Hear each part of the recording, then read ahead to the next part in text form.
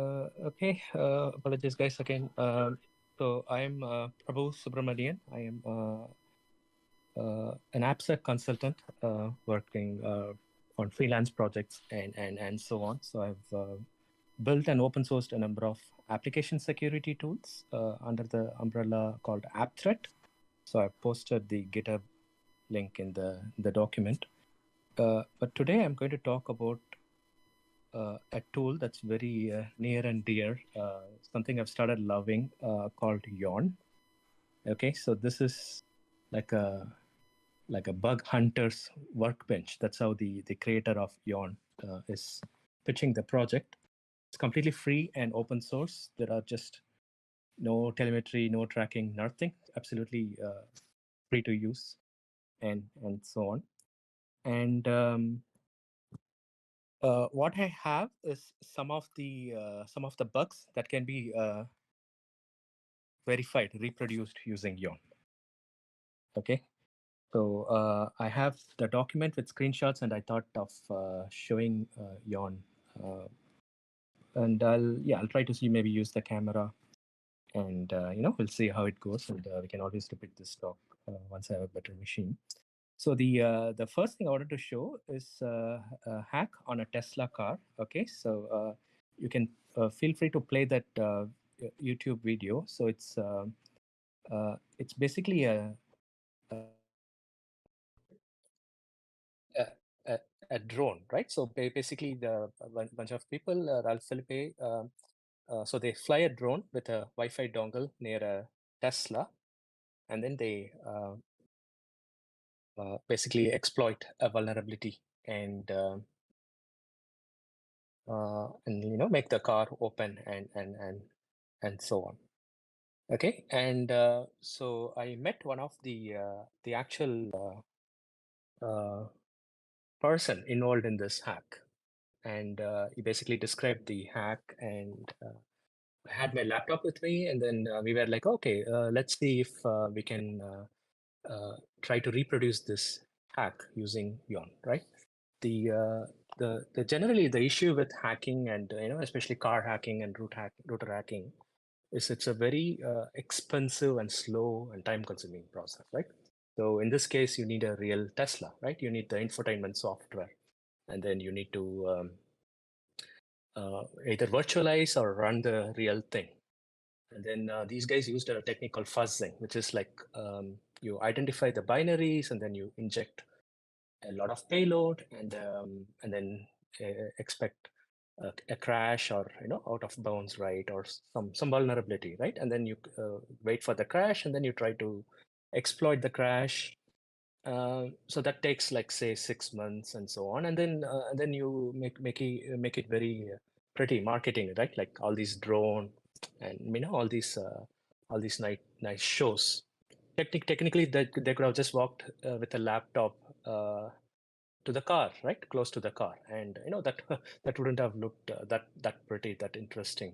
So what these guys did is attach a dongle to a drone, and all these things, and then they get paid handsomely for the work, right? Like $100,000. And then recently with the pound to own contest, I think they were even given a Tesla Model 3 or and so on. So it's very expensive to find, very time consuming to find. It's very expensive for even the enterprise, the organization, to actually work with security researchers and so on. And then you get like only 1 or 2 0 days per year, right?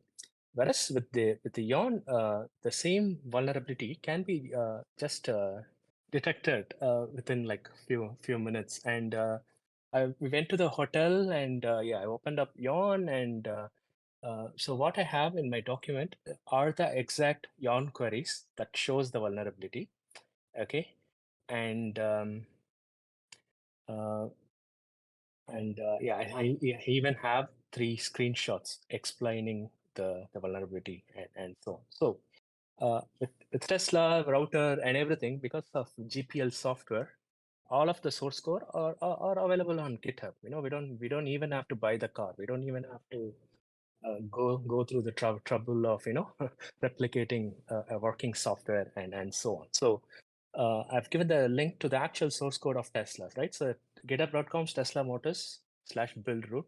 So you go there, and with Yawn, what happens is you can import the source code. So there is a command called import code. Once you install Yawn, you can open up, import the code. It doesn't matter whether the code builds or not, right? Like Yawn can even analyze any source code, anything, right? Builds, doesn't build, no problem, nothing. And then the way we have to do is first we have to get to know the source code, because for me personally, I was completely new to car hacking and Tesla when this incident happened. So what we have to initially do is try some sample queries to get to know what's going on and so on. Let me see if I can flip the camera around so you can see my thing. And are they seeing it in portrait or landscape format, out of curiosity? It's in landscape. It looks good. Oh, this is landscape. Awesome. So let me keep it somewhere. That way it's steady. Okay, so this is Yawn. You open it, and then I'm now importing the actual Tesla source code. Okay, so this is live and with the camera. And okay, now it is loaded. The software is loaded. And what Yawn shell allows you to do is query the code base that we just invoked. Okay, that we just imported. And you can either query it with a shell terminal like this, right? This is like a Scala shell, so you can use you can do very powerful queries and so on. Or what I generally do is like this is like a Jupyter notebook, okay? And this has Python support. So you can query using Python code base also, and so on. And it's very self-explanatory, like I'm importing the code using Git, and I'm importing the code and so on. And the first thing you generally do with anything is get to know the software a little bit, right? Like the first method I tried is show me the complex function. So typically what happens is complex functions are functions accepting multiple arguments or with multiple loops or conditions and so on. And generally speaking, developers wouldn't have done a very good job testing, right? And when you have complex functions, and as a bug hunter, threat hunter, I will always go for these complex functions and so on. So when I ran this first query, get complex functions, I immediately understood that you can see things like set connected, network context, so you can get to know what the code base is doing. And it was very evident that this Linux is event based, so it's listening to a lot of events and then it's acting based on the events. Okay, and then the second thing is with C++ code base, any Linux thing, there are a couple of there are a few functions we can look for, right? For example, string copy operation. If you do not have any bounds check on string copy operation, you can have out of bounds, right? Or memory corruption bugs and so on. So string strncpy, that's a method that's typically associated with such memory related issues. So the next thing I did was is the code base using such vulnerable string functions, and I saw a lot of instances where these functions were used. So the last query I wrote, the literally the whole process only took me 5 minutes, and we became good friends. Is show me the code where the input is coming from an event. Okay, so I picked TCP server event, which is the event a Tesla car listens for when it tries to connect to a Wi-Fi service. Okay, so show me the places where the flow starts from the server event and going to a vulnerable string copy function, just two lines. Okay, and if you try these 2 lines on the Yawn shell,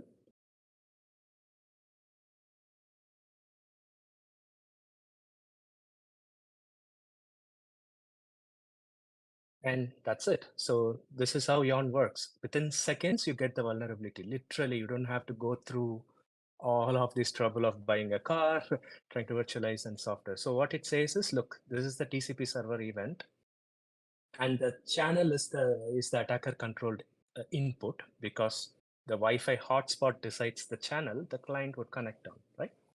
So channel is the input, and what it's saying is, if we keep following what is happening to the channel and so on, that vulnerable payload is going to an uncompressed function.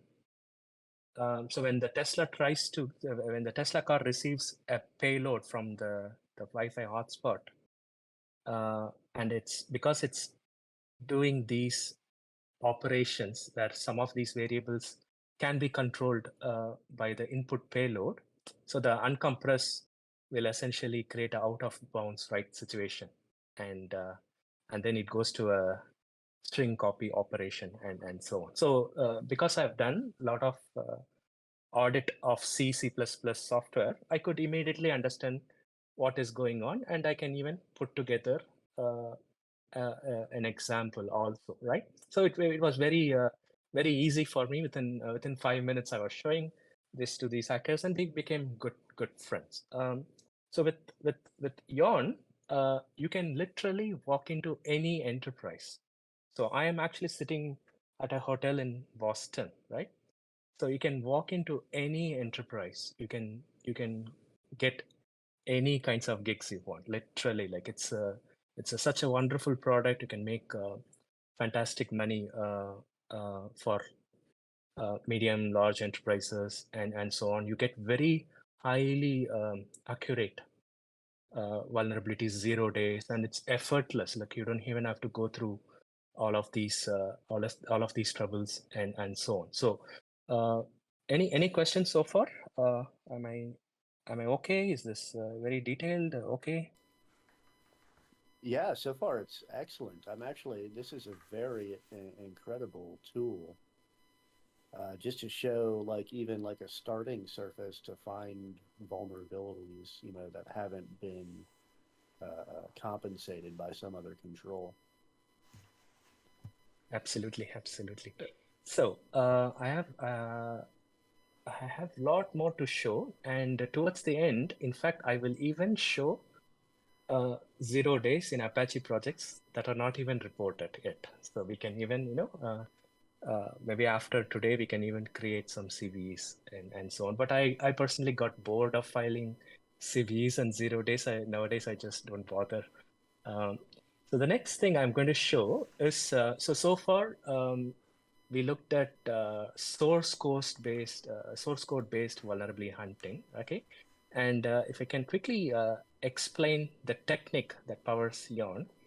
So it's a specification called code property graph, which the founder of Yawn created, right? So the idea is that we parse the source code or the binary, okay, any format, and we create a intermediate representation. So there are, for example, quite a few well-known data structures, okay? So the first one is called abstract syntax tree, okay, AST, which I think everybody knows. People who are used to any source code linting or any Sonar Cube or anything, yeah, they know this one.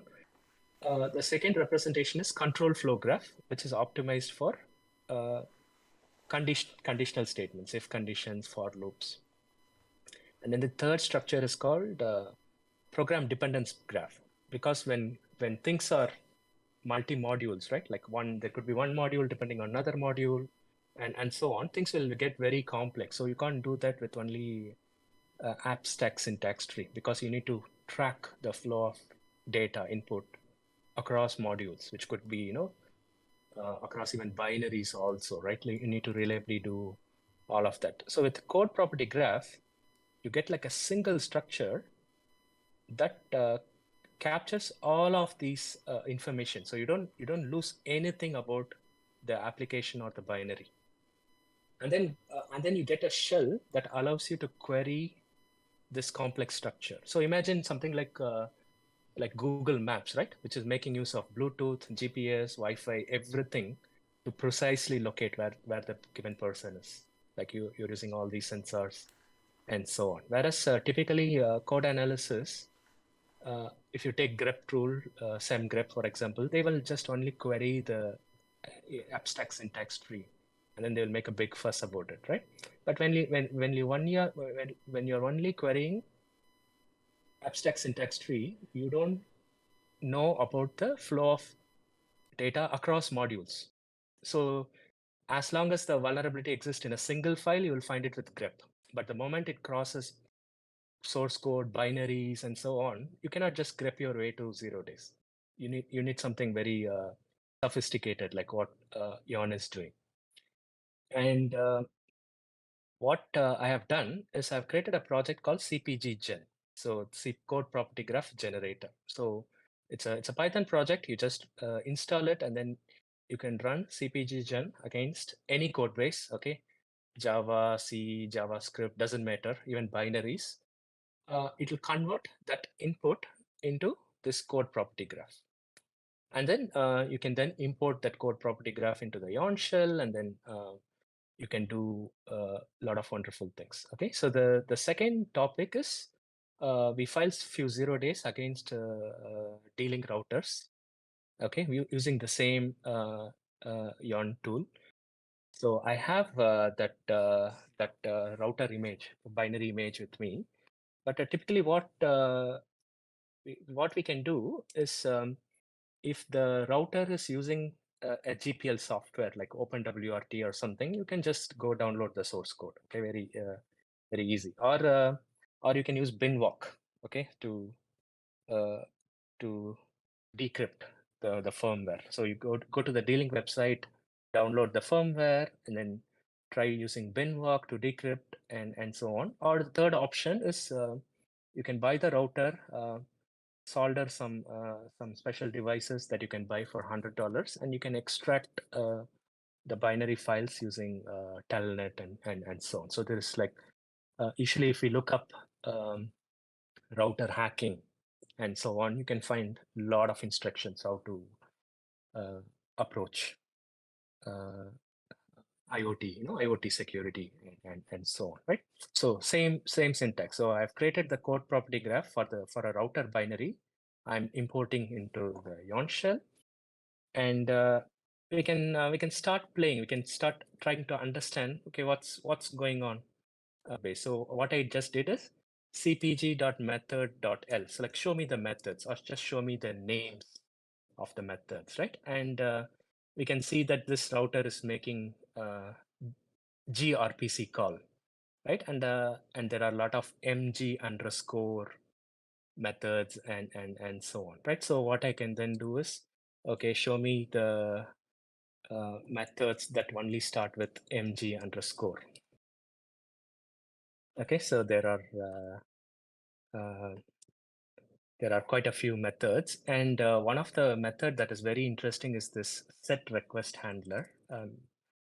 Because I have done this few times, I can immediately uh, recognize this. And what you can do is you can just ask Yawn to decompile the code and give you the code for you also. Okay, so this is, for example, mg request set handler. In fact, what I can also do is just decompile the whole thing, right? Because sometimes when you're looking at binary, it's very difficult to understand what's going on. But then when you try to decompile, you can see lots of string, and you can get a very good idea about what the router might be doing, right? This is C code and so on. So what I will do is I'll first show some queries against the binary, and then what I will do is I'll then decompile into the C code, and then we can keep looking for more 0 days and so on. Okay, So same thing. I said string encopy is a problematic function in C, C++ code base, which is also true for binary. So the first thing we are going to ask is this application using these problematic string encopy functions? And it's very clear, yes, nobody is safe, right? Like everybody is writing problematic code and so on. So the second thing I'm going to ask is, this is like directory traversal. Okay, so the idea is that every router has some kind of a web page that allows you to log in and change the admin settings and so on. So I'm just trying to find if the router has any places where the file open operation is called, where the input is like taken via the web page and then using string concatenation. That's usually how directory traversal happens, right? The attacker controlled input. People will say, people will take a input, say file path or something, and then they will do file open some directory name plus the input from the attacker. So if the attacker were to pass semicolon /etc/password and so on, right? That is how you can start playing with start playing and start extracting information out, right? Like you can steal the key, you can install software, you can do a lot of damage. Okay, so it is very clear that this router has a way to traverse the directory and take information out and so on. So what we can immediately do is instead of staying in the binary, because binary is quite difficult for everybody, what we can do is ask the tool to just decompile everything into C representation. Okay, Yawn internally uses Ghidra. So we have a plugin where Yawn will use Ghidra to disassemble and decompile the code and convert it into C code base. Okay, so there is a file that is called /tmp in web.c. Now what you can do is import this C code into the tool. So we get much better understanding as to what is going on now in the router firmware. Okay, because C, everything will be string and so on. So which means we can start doing much more advanced queries, right? Look for more bugs. So the next bug I want to show is show all the places where a file upload is possible without authentication. Okay, so with Yawn, there is a little bit of learning curve. Okay, it's not like you download Yawn and you start minting money from the first day. There is a small learning curve. We have a free Yawn community also on Discord. We can teach people how to author these queries. I regularly give free workshops and so on. But then once we learn these techniques, literally sky's the limit. Like I said, we can make a lot of money. So the query I'm showing here is, show me all the places where a upload is possible uh, from a user provided input. So yeah, you can essentially upload anything you want into the router, right? So you can even create your mini botnet. You can do crazy things. It's clear that there are multiple areas. So these cookies, for example, you can pass a cookie and then it uses that parameter to upload a file. Like you would expect companies like D-Link will write secure software, but no, just like Tesla, end of the day, all of these are developers, so they cannot uh, basically think about all the flows, all the areas, to write secure software. And in this case, there are multiple ways of uploading a file without any authentication. So you can see that there is not even one call made to any authentication endpoint and so on. Okay, so the second thing I want to show is open redirect. This is like you're creating a botnet to do DDoS attacks, right? Like the famous one is PewDiePie, right? The YouTuber. Suddenly this guy became number second on YouTube, and then people started DDoSing YouTube using tiny botnets. This is how they do it, because these routers have such open redirect vulnerabilities that you can make these routers do the DDoS for you. There's just so many of them, right? Like this router is so crappy. uh, you shouldn't be even using this router, this dealing router, right? Like because there's just so many places where you could do that. And if you look at these code, create auth session. So there are some routes where the developers have thought about it, right? And they're adding authentication. But you can see they've not added it consistently everywhere. Okay, so it's not here. Okay, and here there is something. And if you keep looking, it's very clear that yes, humans they will do something, and they will write maybe 1 or 2 unit tests and call it a day. That's what happens in reality. So here you can see even firmware uploads. So there's just lots of opportunities to create mini botnets and do DDoS. The last bug I want to show is exfiltration, which is after uploading something, you can even download the file back from the router. Again, there are many flows, but some of them have authentication. But if you keep looking, yeah, this device info endpoint is my favorite one, right? So usually device info endpoint is like, oh, show me your configuration, show me your settings, and then the routers will happily show the settings. But then if you change the file location and so on, the router will happily serve the file.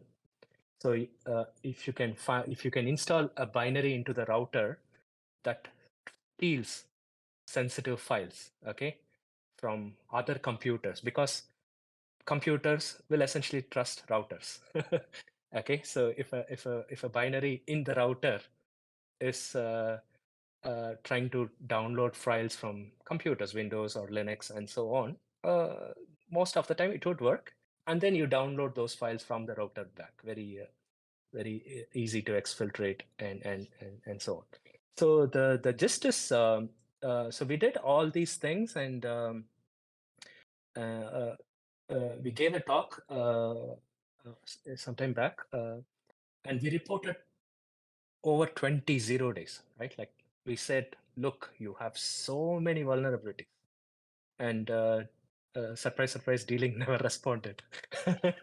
And what we regularly find is we report 0 days, and after 90 days we publish, but still nothing would happen. And sometimes we'll come back after months or years and test, and those bugs will still be there.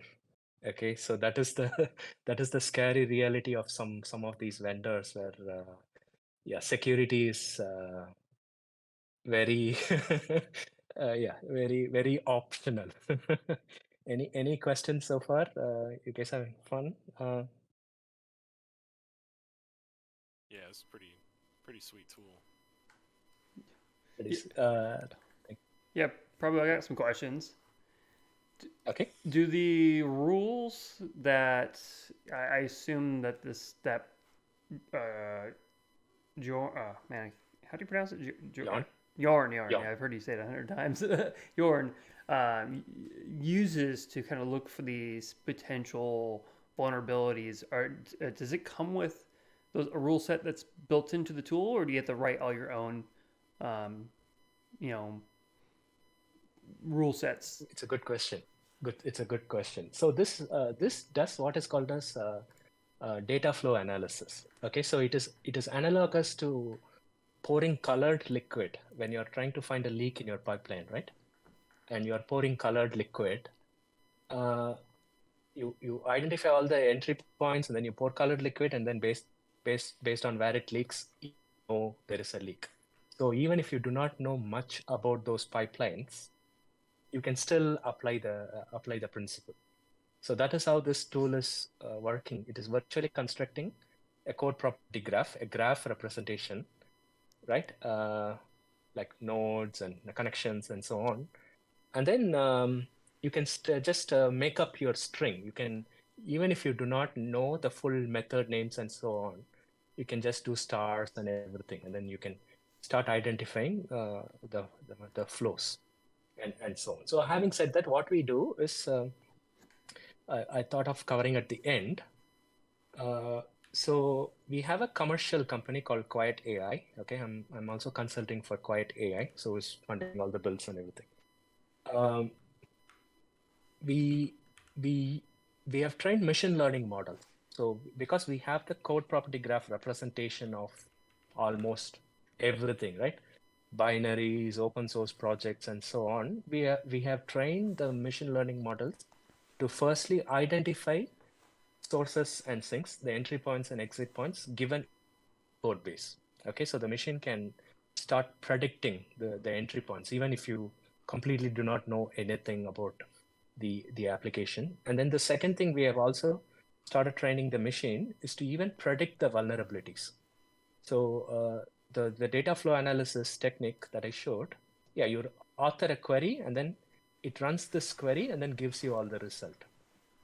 But with the machine, we are even able to predict vulnerabilities without even running any queries. So what it will do is it will take the input structure as a graph. It'll look at the structure and then it'll say, okay, because the structure is like this, these are the vulnerabilities that must exist in this structure. Okay, and we are currently at a 60% prediction level where the AI can predict 60% of the vulnerabilities real time.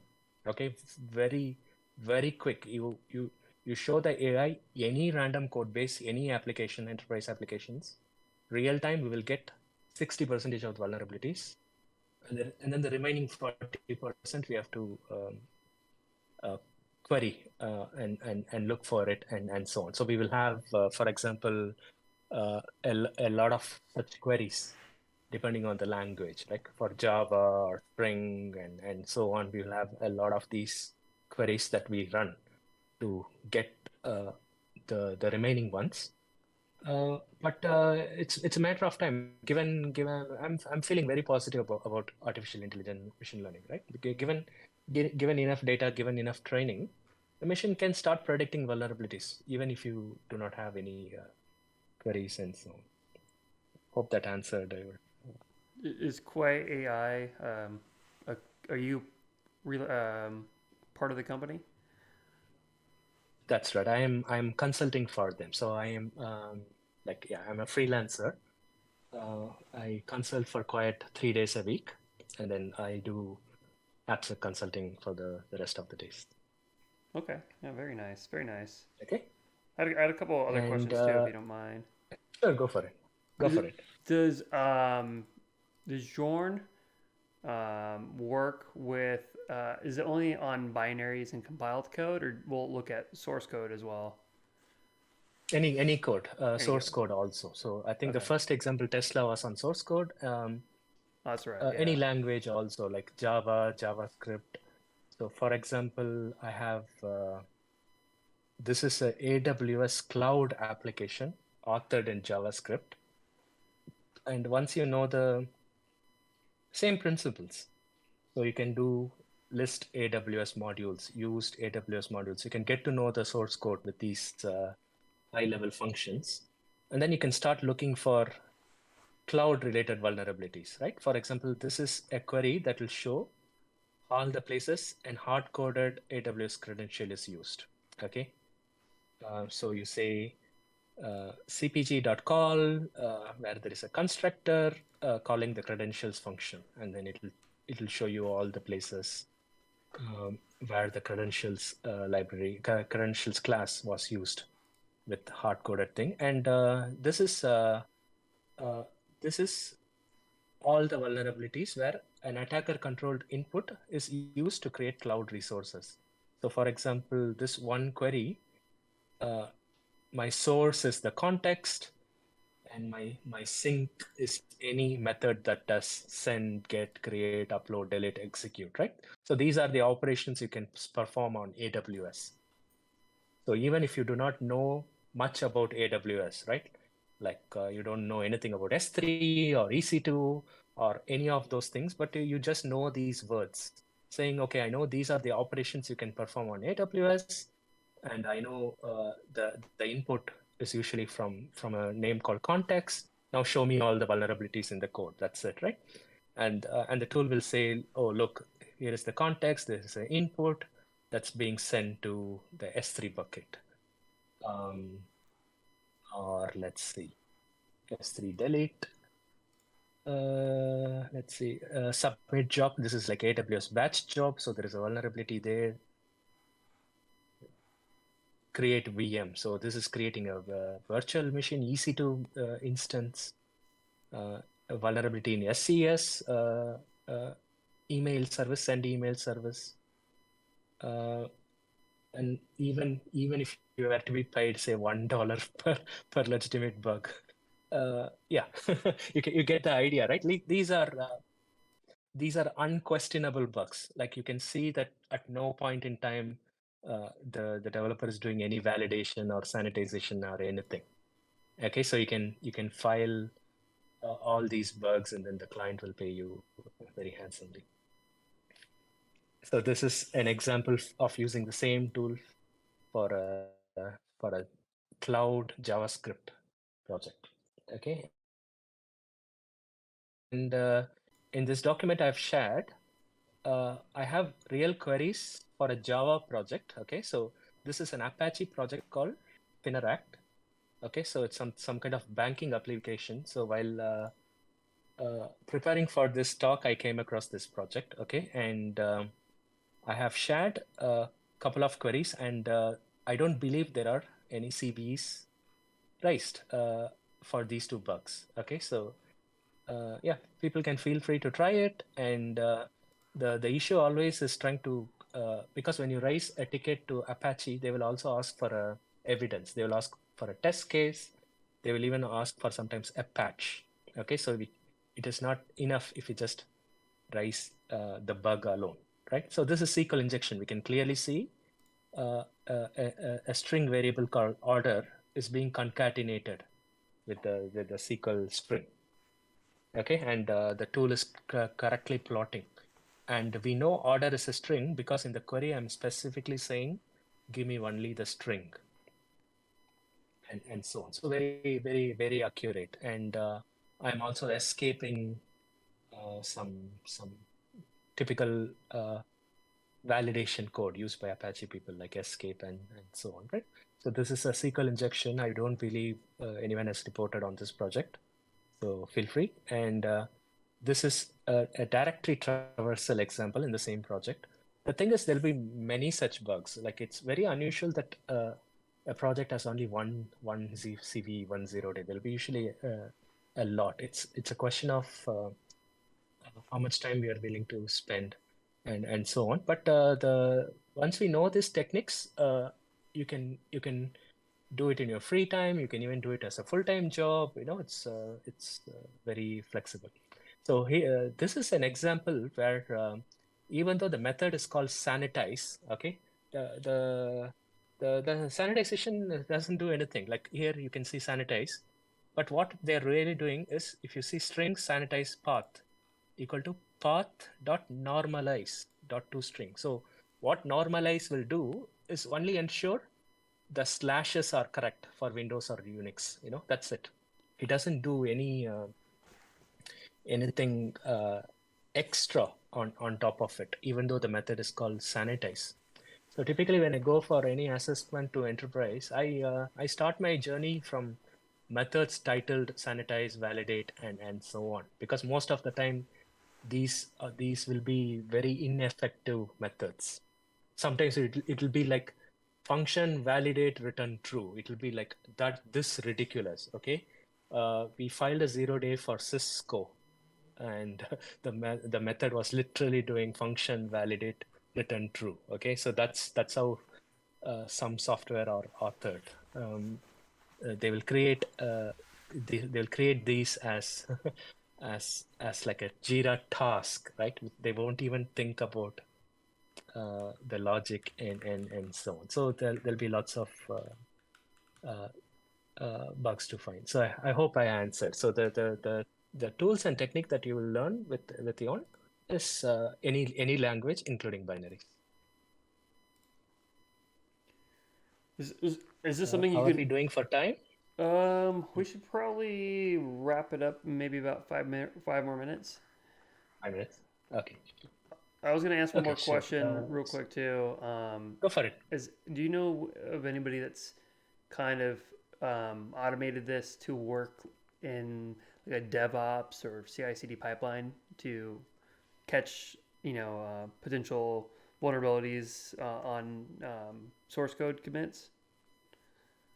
That's right. So Quiet AI is one such company, okay, which is what I'm consulting for also. Okay, so this will do uh, uh, DevOps, DevSecOps, per commit, and so on. So you can feel free to try it. The backend for Quiet AI is like a supercharged version of Yawn. So it has like machine learning models and so on. It's very highly accurate. So yes, I do recommend this product for DevOps and continuous testing and so on. And the open source tool, Yawn, is mostly preferred by threat hunters, right? Like over and beyond what this Quiet AI SaaS service offers. Okay, sometimes continuous testing is good because you get constant and immediate feedback to developers. Okay, so very good and useful. But sometimes having raw access to such querying capabilities and so on are also useful. So yeah, we do see very good success rate with this adoption. So Quiet AI is a Silicon Valley startup. We have close to 100 customers in the US alone.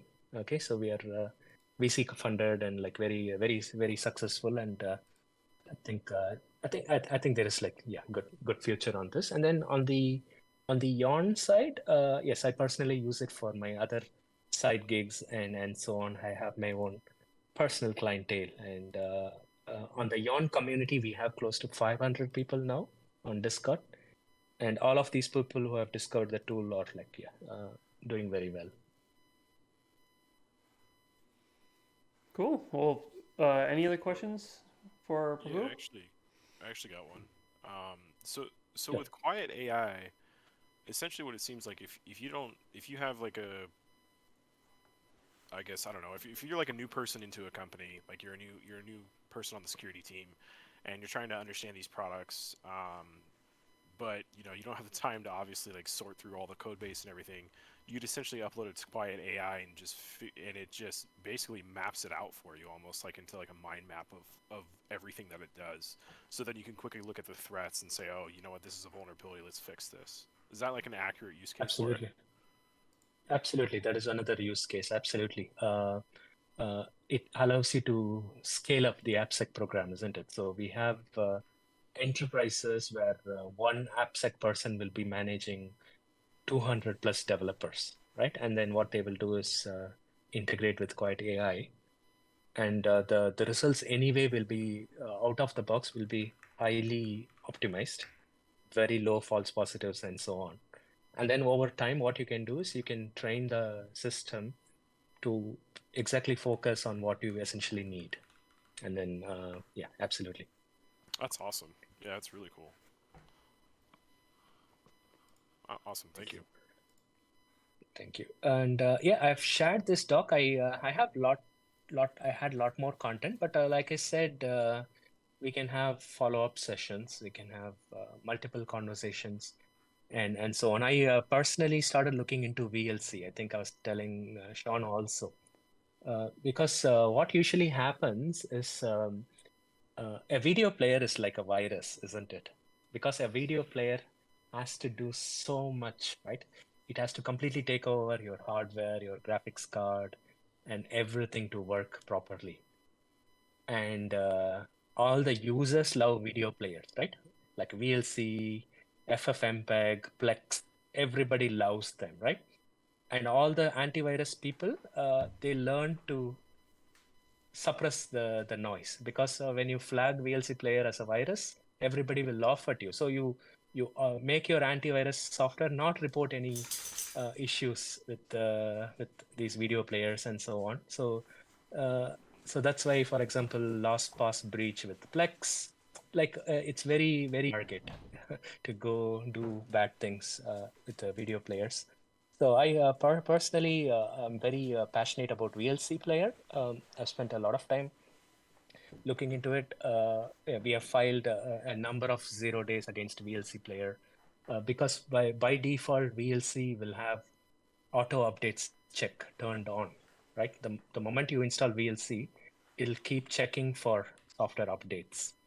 So you can do a lot of wonderful things with VLC. And then I was looking into 3CX supply chain attack over the weekend, and immediately because VLC uses FFmpeg, the immediate question will be whether VLC player is a likely target for such a supply chain attack and so on. So what I've done is I've shared a couple of queries I wrote to prove that VLC player is indeed a target. Okay, so maybe as an exercise, once you guys get a chance to download Yawn and so on, I've given the link to the VLC source code. You can download it, you can import it, and you can try these queries, and you will get this flow, which is a proof that VLC is also using FFmpeg in a vulnerable manner.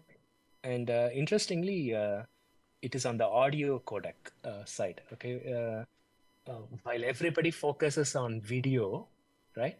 Audio becomes an interesting target for hackers and everyone. So yeah, feel free to try these queries, and I think yeah, these are very exciting stuff. So I think that concludes my my presentation. Again, apologies for the issues.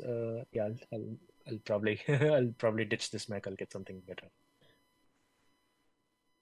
Oh, appreciate it, man. That was great. Yes.